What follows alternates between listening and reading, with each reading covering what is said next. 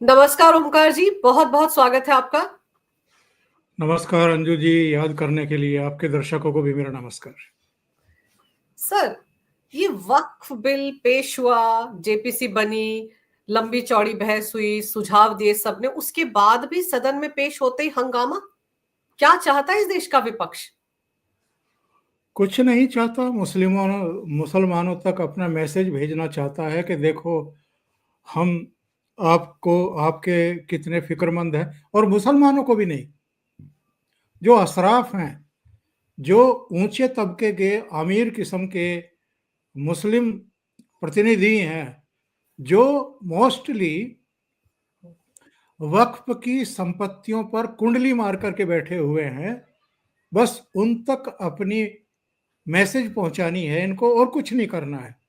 इनको पता है कि ये पास तो होना ही है, मोदी सरकार लेकर के आई है, तो बिना इस विश्वास के तो लेकर के नहीं आई है कि उसको पास भी करना है। लोकसभा चुनाव में भी और उसके बाद जो विधानसभा चुनाव हुए हैं उसमें भी खुद प्रधानमंत्री नरेंद्र मोदी ने भी और गृह मंत्री अमित शाह से लेकर के तमाम इनके जितने भी फायर ब्रिगेड, जिनको मुख्यमंत्री माना जाता है, योगी आदित्यनाथ हो, हिमंता बिस्वा शर्मा हो,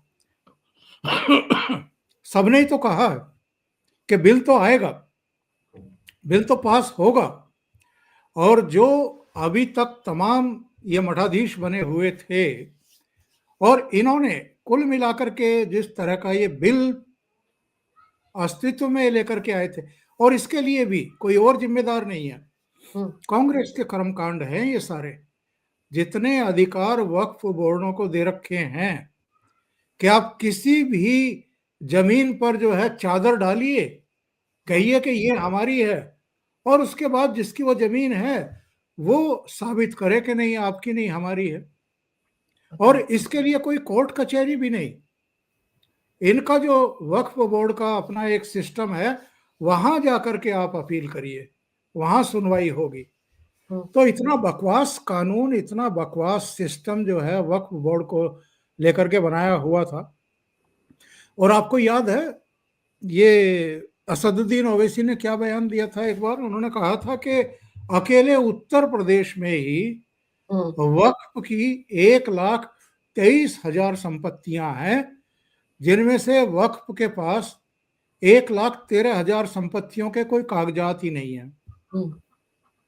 अरे भाई, यानी केवल 10,000 संपत्तियों के कागजात हैं आपके पास, और आप 1,23,000 संपत्तियों को कब्जा करके बैठे हुए हैं। इसी तरीके से हैदराबाद में करीब करीब 3,000 करोड़ की संपत्ति है, जिस पर असदुद्दीन ओवैसी और उनके परिवार का कब्जा है। अलग अलग राज्यों में आपको यही हाल मिलेंगे। तेलंगाना में भी यही मिलेगा, आंध्रा में भी यही मिलेगा, महाराष्ट्र में भी यही मिलेगा, बिहार में यही मिलेगा, बंगाल में चले जाइए, हर जगह यही हाल है। और उत्तर प्रदेश का तो मैंने आपको बता दिया जी। तो इन्होंने समय समय पर ऐसी व्यवस्थाएं कर दी कि जो मुसलमानों में अशराफ हैं, जो अमीर हैं, और इनका मानना है कि बस इनको अपने कब्जे में रखो, इनकी सेवा करते रहो, जैसा ये चाह रहे हैं वैसे कानून बनाते रहो, इनके घर भरते रहो। जो पसमानदा मुसलमान हैं वो तो इनकी एक हुंकार पर आ ही जाते हैं, वो वैसा ही करते हैं, वैसा ही रिएक्ट करते हैं जैसा ये लोग चाहते हैं। तो जो काम एक्चुअल में अंग्रेजों ने किया था यहाँ पर जब उनका शासन चल रहा था, वही काम कांग्रेस पार्टी ने और विपक्षी दलों ने कर लिया है। अंग्रेजों ने क्या किया था? किसी को नवाब का दर्जा दे दो, किसी को कुछ बना दो, किसी को कुछ बना दो, किसी को 12 गांव का की रियासत सौंप दो, किसी को 24 गांव की सौंप दो। भाई तू जो है, तेरा ये नाम रख दिया, तेरा ये नाम रख दिया। तो वही काम ये कांग्रेस कर रही है। अब जाकर के एक ऐसी सरकार बनी है जिसको वोट नहीं चाहिए, जो पारदर्शिता लाना चाहती है, जो रेगुलेट करना चाहती है, और जो वक्फ की जमीन का इसके पीछे की जो कोई अगर भावना थी, उसका जो मूल उद्देश्य था कि मुसलमानों में भी जो गरीब गुरबा हैं, जो वंचित है, जो जिनको जस्टिस नहीं मिला है, उनके लिए छत हो जाए, उनके लिए कुछ व्यवस्थाएं हो जाएं। वो कुछ हुआ है क्या? नहीं हुआ। और आज भी वही लोग हैं, वो चाहे असदुद्दीन ओवैसी हो या दूसरे लोग हो, वही लोग हैं जिन्होंने कब्जे कर रखे हैं जमीनों पर, वक्फ की संपत्ति पर कब्जे कर रखे हैं। पर तो ये सर तो करेंगे ही ये सब। तो पर सर इनके इस विरोध का कोई असर मुझे नहीं लगता कि कानून के पास होने में होगा। कुछ दिन ये उछल कूद करेंगे। पर सर आप ये देखिए, राज्यसभा में नेता प्रतिपक्ष है मल्लिकार्जुन खड़गे, वो इस पूरे के पूरे बिल को फर्जी बता रहे कि मतलब आपने विपक्ष के जो सुझाव थे उनको इसमें डाला नहीं, ये फर्जी है। मतलब इस तरह की भाषा से खुद ही तो एक्सपोज होते हैं। सदन के अंदर खड़े होने की कोई मर्यादा तो होती ना, आप कुछ ढंग की बात तो करो। आप कैसे फर्जी कह सकते हो इस रिपोर्ट को? मल्लिकार्जुन खड़गे से आप समझदारी की बात कर रही हैं, जिम्मेदारी की बात कर रही हैं? तौबा तौबा। मल्लिकार्जुन खड़गे ये वही आदमी है ना जिसने कहा था कि गंगा में डुबकी लगाने से कौन सा गरीबी दूर होती है या कौन सा रोजगार मिलता है। ये, और अब दिग्विजय सिंह भी जा रहे हैं अपने बेटे के साथ, वो भी डुबकी लगाते हुए दिखाई दे रहे हैं। डीके शिव डीके शिव कुमार। कुमार, वो गए थे अपनी बेटी के साथ, अपनी पत्नी के साथ, वो डुबकी लगा करके आ रहे हैं। और मुझे तो डर है कि कहीं ये कांग्रेस के जो शीर्ष नेता हैं वो भी ना पहुंच जाएं वहां पर, क्योंकि एक महीने के भीतर 50 करोड़ लोगों ने डुबकी लगाई है। 50 करोड़, ये तो जन सैलाब उमड़ पड़ा है। बिल्कुल। सनातनी एकजुट हो गए हैं, इनकी सारी साजिशें विफल हो गई हैं। और जो इन्होंने धतकर्म किए थे इनको बांटने के लिए, जातीय जनगणना कराओ तभी इंसाफ मिलेगा अलग अलग जातियों को, जो कभी नहीं हुआ वो हम करा के दम लेंगे, मोदी जी रोक नहीं सकते। अरे मोदी जी कहीं कहीं नहीं रोक रहे। 3 राज्यों में तुम्हारी सरकारें हैं ना, वहां करा लो, हम्म। वहां इनकी गरीबी दूर कर दो। तो नहीं करोगे, लेकिन प्रोपेगेंडा करोगे। तो जो आपका मूल सवाल था कि ये मल्लिकार्जुन खड़गे, हम्म। उसका जवाब एक्चुअल में लोकसभा में किरण रिजिजू ने दिया। उन्होंने कहा कि जब ये सवाल उठाए जा रहे थे, बल्कि राज्यसभा में दिया, लोकसभा में नहीं, उन्होंने कहा कि जब ये सवाल उठाए जा रहे थे मल्लिकार्जुन खड़गे के द्वारा कि जो डिसेंट नोट थे वो हटा करके जेपीसी की रिपोर्ट को पेश किया गया है, तो मैं लपक करके बाहर गया और मैंने जेपीसी के चेयरमैन से पूछा कि क्या ऐसा है। उन्होंने कहा कि बिल्कुल नहीं है, सारे डिसेंट नोट जो हैं वो जेपीसी की रिपोर्ट में है, जो पटल पर रखी गई है राज्यसभा में भी और लोकसभा में भी। तो सरासर झूठ, सदन को भी गुमराह कर रहे हैं, देश को भी गुमराह कर रहे हैं।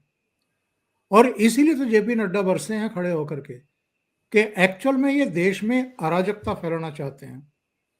ये देश विरोधी साजिशें रची जा रही हैं सदन के भीतर और झूठ बोला जा रहा है। तो जो कुछ मल्लिकार्जुन खड़गे ने कहा, उसके बाद मुझे आप ये बताइए, कहीं से भी लगता है कि ये नेता प्रतिपक्ष हैं राज्यसभा में और एक जिम्मेदार आदमी हैं? कहीं से भी बिल्कुल लगता? नहीं सर। तो इस तरह की हरकतें आप करेंगे और उसके बाद के हम बाइकआउट करते हैं। हम्म। 1.5 घंटा सदन नहीं चलने दिया, 1.5 घंटे तक हंगामा होता रहा। सभापति मनाते रहे, हम्बली उनसे रिक्वेस्ट करते रहे, लेकिन जानबूझकर, और इनको ये सीन क्रिएट करना ही था। वरना मुझे एक बात बताइए, 6 महीने से जेपीसी काम कर रही है, बिल्कुल। शीतकालीन सत्र में ये रिपोर्ट पेश करनी थी। इन्होंने कहा कि नहीं नहीं, अभी ये स्टेक होल्डर रह गया, वो रह गया, आप इसको बढ़ा दो, तो इसका कार्यकाल बढ़ा दो। 2 महीने के लिए बढ़ा दिया। उस समय जो अति हिंदुत्ववादी हैं वो ट्विटर हैंडल्स पे सवाल पूछ रहे थे कि क्या हरियाणा के चुनाव में लाभ लेने के लिए ही मोदी सरकार जो है वो ये झुनझुना लेकर के आई थी वक्फ बोर्ड बिल का, और इसको अब टाल दिया गया, अब इसकी जरूरत नहीं रह गई। मतलब हम लोगों के बीच में भी तो कुछ ऐसे लोग हैं ना कि जो कुछ ज्यादा ही, हद से ज्यादा जल्दबाजी दिखाते हैं, जी। अतिरेक पूर्ण तरीके से टिप्पणियां करने लगते हैं, मोदी सरकार के खिलाफ ही मोर्चा खोल करके बैठ जाते हैं। तो वही, ना तो हिंदुओं को संतुष्ट और तुष्ट करने के लिए ये बिल लाया गया है, और ना ही ये मुसलमानों के खिलाफ है, ये तो उन लोगों के खिलाफ है जो वक्फ की जमीनों पर कब्जा। कुंडली मार करके बैठ गए हैं। ये उनको बेनकाब करने के लिए, उनकी राजनीति खत्म करने के लिए, और अल्टीमेटली तो जो कांग्रेस का एक षड्यंत्र है इस देश में जो बरसों से और दशकों से चला आ रहा है, जी। मुस्लिम तुष्टीकरण का और सनातन विरोध का, ये उसको एक्सपोज करने का सर्वोत्तम तरीका इजाद किया है, ढूंढ लिया है मोदी सरकार ने कि इनको एक्सपोज करो। पर और सर, जो लोग, जी सर ये आपने इमरान मसूद का बयान सुना? वो क्या फरमा रहे हैं कि जिससे हिटलर नाजियों के खिलाफ कार्रवाई करता था, वैसे मोदी सरकार ने मुसलमानों को टारगेट करना शुरू कर दिया है। वो मुसलमानों के खिलाफ जानबूझकर ऐसे ऐसे मुद्दे लेकर आते हैं, हम तो शरिया के हिसाब से चलेंगे। सर, तो अगर शरिया के हिसाब से चलना है तो शादियों के लिए जो चलना है, तो बाकी जब आपके खिलाफ कानूनी कार्रवाई होती है उसमें भी शरिया लगा लो। सारा का सारा दारोमदार एक तरफ रखो ना। फिर आदत आपको, मतलब जहां जहां आपको ठीक लगता है, आपको सूट करता है, वो आपको भारत के संविधान के हिसाब से चाहिए, और जो सूट नहीं करता है वो आपको अपने शरिया के हिसाब से चाहिए। शरिया के हिसाब से चलना है तो हिंदुस्तान में क्या कर रहे हैं ये? हम्म। हिंदुस्तान में तो संविधान लागू है, कानून लागू है, यहाँ तो शरिया लागू है नहीं। तो अपना बोरिया बिस्तर समेटें और अपने परिवार के साथ वहाँ चले जाएं जहाँ शरिया के हिसाब से व्यवस्थाएं चल रही हैं। यहाँ क्या कर रहे हैं? और जब लोकसभा का चुनाव लड़ रहे थे, रिटर्निंग ऑफिसर के सामने भी एक शपथ लेनी होती है, भारत के संविधान के अनुसार काम करूंगा और जो मैंने फॉर्म भरे हैं वो सच हैं। और जब आप पार्लियामेंट में कदम रखते हैं तो पहले ही दिन आपको वहां भी संविधान की शपथ लेनी पड़ती है। तो अगर संविधान की शपथ ली है इमरान मसूद ने, तो फिर संविधान के अनुसार जो भी व्यवस्थाएं हैं इस देश की, कानून बनाने की, कानून खत्म करने की, वो भी माननी पड़ेंगी। वरना पार्लियामेंट में क्या कर रहे हैं ये? जाए ना पार्लियामेंट की सदस्यता छोड़ करके, तो शरिया के हिसाब से ही करो जो कुछ करना है। पार्लियामेंट में या विधानसभा में क्या कर रहे हो? ऐसे लोगों का इलाज तो वैसे जनता के पास होना चाहिए, किसी और के पास नहीं। लेकिन हमारे यहाँ की जनता भी अजीबोगरीब है साहब। Sir, all India Muslim personal law board के वो जो फिरंगी महली हैं, वो भी कह रहे थे कि हम एक शब्द भी वक्फ बिल में बदलने नहीं देंगे, वक्फ तो हमारे लिए, हमारी प्रॉपर्टीज है। फिर वो डायलॉग शुरू हो गया सर कि आप मस्जिदें छीन लेंगे, आप गुरुद्वारे छीन लेंगे, ये सब करेंगे आप। मतलब जो शुरुआत में था वही तेवर है। तो अब आपको क्या लग रहा है? आपको लग रहा है कि राह आसान रहेगी राज्यसभा में? क्योंकि इस बात को भी एतराज है कि राज्यसभा में पहले क्यों पेश किया गया, वहां पर टेबल क्यों किया गया? हर जगह आसान रहेगी, आप देखिएगा बड़े मजे में ये बिल पास होगा। जिन लोगों को गलतफहमी है वो अपनी अपनी जो कंस्टिट्यूंसी है उसको एड्रेस करने के लिए बयानबाजी कर रहे हैं। इसके अलावा इन बयानबाजियों का कोई मतलब नहीं है। और जिन लोगों को ये गलतफहमी थी कि आंध्र प्रदेश के मुख्यमंत्री चंद्रबाबू नायडू या नीतीश बाबू या चिराग पासवान या कोई और वो कुछ इसमें खुड़पेच करेंगे और समर्थन नहीं देंगे, उनको भी अपनी गलतफहमी इस बिल के पास होने के बाद निकाल लेनी चाहिए। ये सब बहुत मजबूत सीमेंट की तरह एक दूसरे के साथ चिपके हुए हैं। और प्रधानमंत्री नरेंद्र मोदी ने भी और गृह मंत्री अमित शाह ने भी कच्ची गोलियां तो नहीं खाई हुई है। वो बहुत ठोक बजा करके ही कोई स्टेप लेते हैं। नंबर 2, मैं कहता हूं कि साहब चंद्रबाबू नायडू भी धोखा देते हैं मोदी को, मोदी जी को, और नीतीश बाबू भी धोखा देते हैं और चिराग पासवान भी धोखा देते हैं। उसके बाद क्या होगा? सरकार गिरने देंगे? सरकार गिरने देने का खतरा उठाएंगे क्या? और अगर इन्होंने ये बेवकूफी कर दी तो कल एक आज तक का और सी वोटर का मैं एक सर्वे देख रहा था, 8 महीने के भीतर ही नरेंद्र मोदी ने जबरदस्त वापसी की है। जो नरेंद्र मोदी 4 जून 2024 को 240 सीटों पर खड़े थे, इस सर्वे में वही नरेंद्र मोदी अब 281 सीटों पर खड़े हैं। जो एनडीए 293 सीटों पर था, वो 343 सीटों पर खड़ा हुआ है। जिस कांग्रेस को 99 सीटें मिली थी, वो अब 78 पर आ गई है। तो कर लो, गिरा लो सरकार, करवा लो चुनाव। और वक्फ बिल पे गिराएंगे, उठा करके देखो ये खतरा, समझ में आ जाएगा। ये जो 50 करोड़ की डुबकी हुई है महाकुंभ में, ये सारी एकजुट होकर के इनका भूसा भर देगी। और नरेंद्र मोदी को, जो उन्होंने कह दिया था कि अब की बार 400 पार, कहीं ऐसा ना हो कि 400 पार के 400 के आसपास दिखाई दे।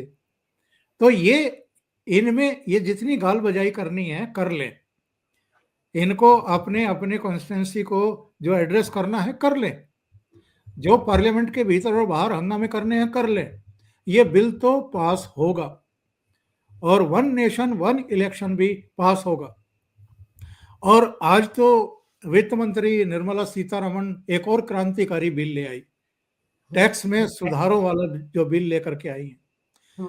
अब मैंने क्या कहा था आपके प्रोग्राम में, करीब 3 महीने पहले कह दिया था, आप ही से बात हो रही थी।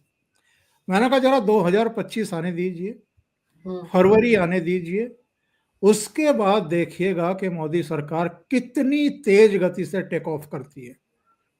सब विस्मृत और चमत्कृत होंगे। और देख लीजिएगा अंजू जी, 2025 खत्म होते होते इतने डिसीजन हो चुके होंगे इस सरकार में, आप उनकी संख्या नहीं गिन पाएंगे। और ये सारे बेहोश पड़े हुए दिखाई देंगे, कोई इधर कोई उधर, कहीं इनकी हालत खराब होने वाली है। सर, इनको तो लग रहा था ना कि हमने मोदी सरकार को देखो 240 पे रोक दिया, बीजेपी को, तो कमजोर हो गए। और राहुल गांधी की वो भाषा याद कर लीजिए कि कैसे कंधे झुकाकर चलते हैं, कैसे वो जम्मू कश्मीर में जब चुनाव होने वाले थे तो एक रैली को संबोधित करते हुए कहते मेरी आंख में आंख डालकर नहीं देख सकते। अब पूछो राहुल गांधी से, कहाँ छुपा बैठा है, अब आके आंख में लाके देख, वो खुद देख पा रहा है। तो इस तरह की कंधे स्टेटमेंट इसीलिए तो देते थे कि कैसा मैंने कर दिया है मोदी जी का हाल, ये राहुल गांधी कहते थे। बहुत बेहुदा किस्म के बयान देने के लिए राहुल गांधी जाने जाते हैं। ना तो उनको अपनी उम्र का, अपने अनुभव का, और नरेंद्र मोदी जी के की उम्र का, उनके अनुभव का, उनकी लोकप्रियता का एहसास है, पता है। और वैसे पता तो है, लेकिन ये लोग बहुत ऐसी पीड़ा से गुजर रहे हैं जिसको बयान भी नहीं कर सकते ये लोग। कभी कभी इनके मुंह से वो चीजें निकल जाती हैं, वो जो अंदर की जो कुंठा है, बौखलाहट है, वो बाहर आ जाती है पब्लिक में। वरना मुझे एक बात बताइए, इन लोगों ने सारे घोड़े दौड़ाए हैं। जब नरेंद्र मोदी मुख्यमंत्री थे गुजरात के 13 साढ़े 13 साल तक, कोई कसर छोड़ी थी क्या इन्होंने? नरेंद्र मोदी को रोकने और जलील करने, बदनाम करने, अंदर करने तक की साजिशें रची गई थी। वो पहले मुख्यमंत्री थे पूरे देश में जिनसे एसआईटी ने 9.5 घंटे तक अनवरत पूछताछ की थी, पद पर रहते हुए। और 9.5 घंटे में, बल्कि एसआईटी के अधिकारी पूछ रहे थे, सर चाय ले लीजिए, सर खाना तो ले लीजिए। उन्होंने कहा कि नहीं, आप लोग अपना काम खत्म कर लीजिए, उसके बाद ही मैं पानी, चाय और खाना वगैरह लूंगा। आप लोग पूछिए जो भी पूछना है। 9.5 घंटे तक पूछताछ हुई थी। और बाद में उस एसआईटी ने कहा कि उनका कहीं कोई इन्वॉल्वमेंट नहीं है गुजरात दंगों में, और जो सही समय होता है उस समय फोर्स पहुंच गई थी। जिस समय तक सेना पहुंचनी चाहिए उस समय तक सेना पहुंच चुकी थी। सारे डिसीजन समय, टाइम टू टाइम, बिल्कुल सही समय पर लिए गए। उनकी तरफ से कोई कोताही नहीं जी। ऑन रिकॉर्ड, ऑफ रिकॉर्ड, कहीं से उनके खिलाफ कोई सबूत नहीं। और नरेंद्र मोदी को तो कुछ नहीं कर पाए, लेकिन उनके गृह मंत्री अमित शाह को तो गिरफ्तार करवा लिया सीबीआई को भेज करके, उनको तो जेल में डाल दिया गया था। तो इन्होंने जितने धत कर्म कर सकते थे, और वो आपको एक और किस्सा याद होगा, जब 67 एमपी ने ओबामा को पत्र लिखा था कि अमेरिका में नरेंद्र मोदी को आमंत्रित किया गया है, वो गुजरात दंगों के दोषी हैं, उनको वीजा मत दीजिए। और फिर उन्हीं ओबामा ने व्हाइट हाउस के बाहर रेड कारपेट बिछा करके मिशेल ओबामा के साथ नरेंद्र मोदी की अगवानी की थी। बिल्कुल। और आज जब हम बात कर रहे हैं, डोनाल्ड ट्रंप उसी व्हाइट हाउस में फिर से नरेंद्र मोदी का स्वागत करने वाले हैं। तो ये सारी चीजें, ये सारी घटनाएं बताती हैं कि जो इनकी पीड़ा है, इनकी कुंठा है। राहुल गांधी को लगता था कि अरे मेरे परनाना जो है वो प्रधानमंत्री रहे, मेरे पिताजी, मेरी दादी जी सब प्रधानमंत्री रहे, तो राज करने का अधिकार तो हमारे शाही खानदान को ही है। ये कहाँ चाय बनाने वाले का बेटा आकर के बैठ गया। और देश की जनता भी पागल हो गई है कि तीसरी बार फिर उन्हीं को प्रधानमंत्री बना दिया। इसीलिए तो ये बौखलाहट थी ना कि ये संविधान संशोधन करेंगे तो पूरे देश में आग लग जाएगी। अरे भाई, तुम्हारे परनाना ने कितने संशोधन किए हैं जरा ये देख लो पहले। फिर तुम्हारी दादी ने क्या क्या कर्म कांड कर रखे, इमरजेंसी समेत कितने संविधान संशोधन कर रखे हैं, इसका भी अध्ययन कर लो। तुम्हारे पिताजी ने कितने किए वो भी देख लो। और दो और प्रधानमंत्री हुए जिन्होंने कम से कम 5-5 साल, 10-10 साल के कार्यकाल पूरे किए हैं, पीवी नरसिम्हा राव और मनमोहन सिंह, और बीच में शास्त्री जी हुए। तो सबने कुल मिलाकर के कितने संविधान संशोधन किए हैं जरा देख तो लो, अपने गिरेबान में तो झांक लो। तो तुम करो तो ठीक है, दूसरे करें तो देश में आग लग जाएगी। और इन्होंने एक बात और कही थी, इन्होंने कहा था कि हमने नरेंद्र मोदी की छवि को फाड़ दिया है। कौन होते वो फाड़ने वाले भाई? कल का सर्वे देख लो उठा करके, अगर गलतफहमी है तो थोड़ा सा डेंट कर पाए हो 2024 में। वो भी झूठ बोल के सर, फेक खबरें फैलाकर, वरना वो हाँ, भी नहीं कर पाते ये लोग। पर और सर अब ये बिल, जैसे आप कह रहे हैं कि अब तो बिल्कुल सब कुछ तैयार है, ये पास हो ही जाएगा, और इसीलिए शायद खिसियानी बिल्ली की तरह खंबा नोच रहे हैं। पर इस बिल में जो सबसे महत्वपूर्ण बात है, आपको क्या लगती है जिसकी वजह से इतने चिल्ला रहे हैं? एक तो सीधा सीधा अगर 3,000 करोड़ की प्रॉपर्टी पर हैदराबाद में कुंडली मार कर बैठा है ओवैसी, तो वो तो उसके हाथ से जाएगी। और फिर आपको उत्तर प्रदेश में याद होगा, जेपीसी को ही बताया था उत्तर प्रदेश सरकार ने कि ये 14,000 हेक्टेयर की जमीन पर कब्जा करके बैठे, 11,000 तो यूपी सरकार की है। तो ये सब एकदम से इनके हाथ से जाएंगे, इसीलिए इतने खिसियाए हुए हैं। देखिए, प्रावधान है उसका, उसमें सारी चीजें हैं, इनको दस्तावेज देने पड़ेंगे, प्रूव करना पड़ेगा, नहीं करेंगे तो वो सारी संपत्ति जितनी भी है वो सरकार की होगी। और फिर जो जन कल्याण की योजनाएं हैं, जो परिवार हैं, जो वंचित हैं, उनको उसमें डिस्ट्रीब्यूट करेगी, जो जो भी करेगी सरकार करेगी। लेकिन गलत हाथों में अगर सरकारी संपत्ति है या किसी और की संपत्ति कब्जाई हुई है, तो जिसकी है वो उसको जाए, उसके पास जाए। जो इतने सालों से भटक रहे हैं अपनी संपत्ति वापस लेने के लिए, उनके पास वापस जाए वो, अगर ये साबित नहीं कर। और इसको पारदर्शी बनाया जा रहा है। एक एक लैंड की जानकारी ऑनलाइन वेबसाइट पर डालनी पड़ेगी, बताना पड़ेगा, उसके दस्तावेज, उसके डॉक्यूमेंट आपको ऑनलाइन करने पड़ेंगे। और जितने भी ये मठाधीश बने हुए हैं, ये तो, वो शब्द का इस्तेमाल मैं करना नहीं चाहता, तो ये तो लंगोट में आने वाले हैं। तो इनके खिलाफ तो कार्रवाइयां भी होंगी ना, उसके बाद तो कार्रवाइयां भी होंगी।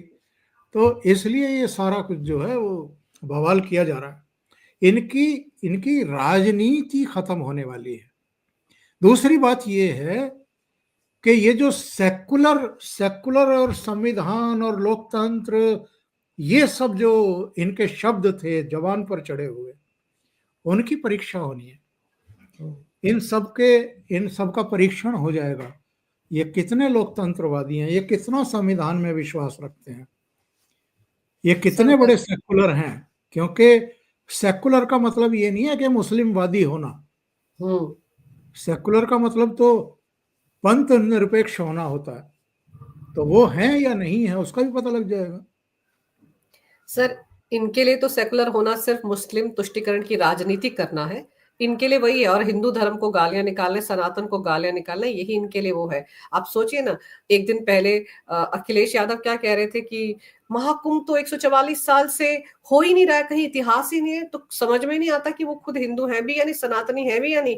पर सनातनी लोगों के बीच में सर ये जिसे कहते हैं ना फैशन सा है कि हिंदू होकर भी आप हिंदुत्व को गालियां देंगे, सनातन को गालियां देंगे, और तब वो आप सबसे बड़े सेकुलर बन जाते हैं। तो इसीलिए ये सबके सब रायता फैला रहे थे। लेकिन इन सबको ही पता है सर कि कितना कूद लेंगे, कितना उछल कूद मचा लेंगे, होना तो वही है जो तय हो चुका है। और इसीलिए संपत्तियां हाथ से जाएंगी तो फिर सर रोना धोना तो मचेगा ही ना।